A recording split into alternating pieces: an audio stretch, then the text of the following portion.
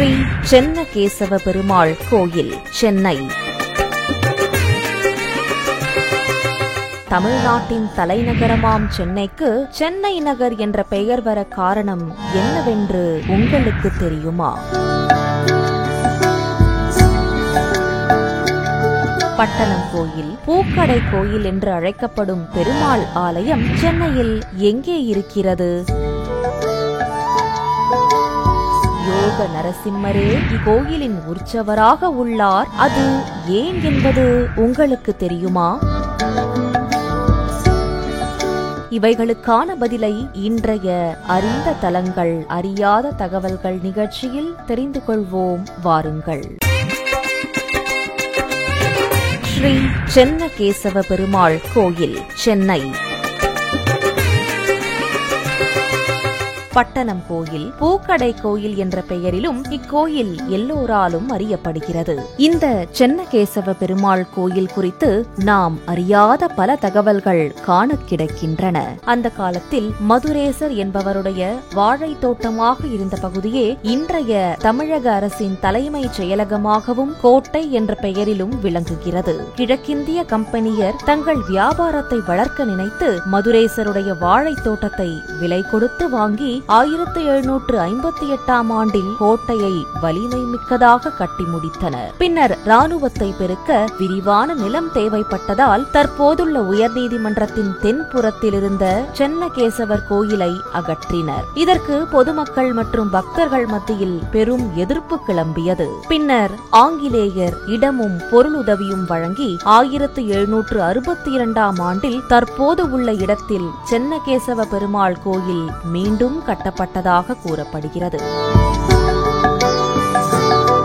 சென்னகேசவ பெருமாள் கோயில் தற்போதுள்ள இடத்தில் புதியதாக கட்டி முடிக்கப்பட்டதும் தான் இக்கோயிலில் உற்சவர் விக்கிரகம் இல்லை என்பது தெரியவந்தது. காரணம் என்னவெனில், திப்பு சுல்தான் மற்றும் போர்த்துகீசிய படையெடுப்பின் போது அசல் உற்சவர் விக்கிரகம் திருநீர்மலை திருத்தலத்தில் பாதுகாப்பாக வைக்கப்பட்டது. உற்சவர் சிலையை தேடிச் சென்றவர்கள் அச்சிலையை காணாமல் அதற்கு பதிலாக யோக நரசிம்மரின் உற்சவர் சிலையை எடுத்து வந்து இந்த ஆலயத்தில் வைத்ததாக கூறப்படுகிறது.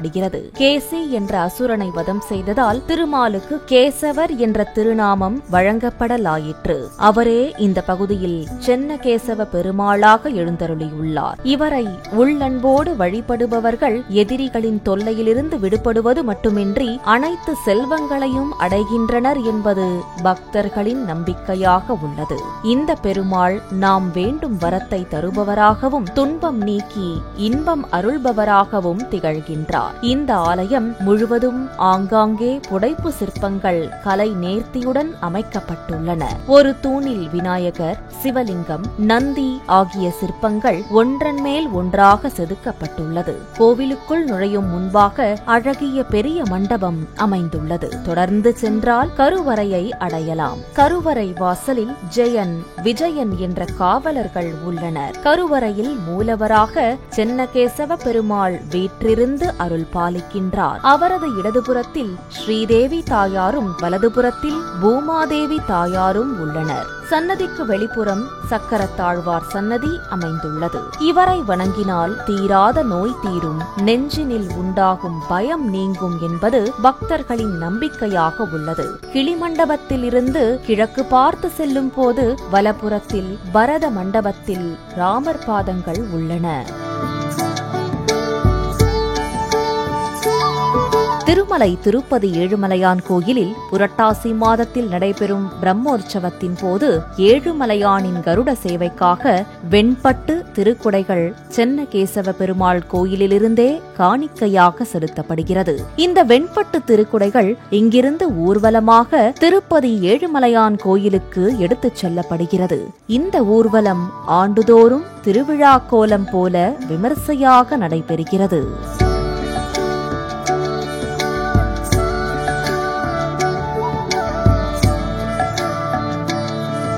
இந்த தலத்து பெருமாளை வணங்கினால் தீராத நோய் தீரும், நெஞ்சினில் உண்டாகும் பயம் நீங்கும் என்பது பக்தர்களின் நம்பிக்கையாக உள்ளது. எனவே நாமும் ஒருமுறை சென்னை ஸ்ரீ சென்னகேசவ பெருமாளை தரிசித்து வருவோமா நேயர்களே? இன்றைய அறிந்த தலங்கள் அறியாத தகவல்கள் நிகழ்ச்சியில் சென்னைக்கு சென்னை நகர் என்ற பெயர் வர காரணமான ஸ்ரீ சென்னகேசவ பெருமாள் திருக்கோயிலை பற்றி அறியாத பல தகவல்களை அறிந்து கொண்டோம். மீண்டும் மற்றொரு கோயிலை பற்றிய தகவல்களை அறிந்து கொள்ளும் வரை ஜோதி தொலைக்காட்சியோடு இணைந்திருங்கள்.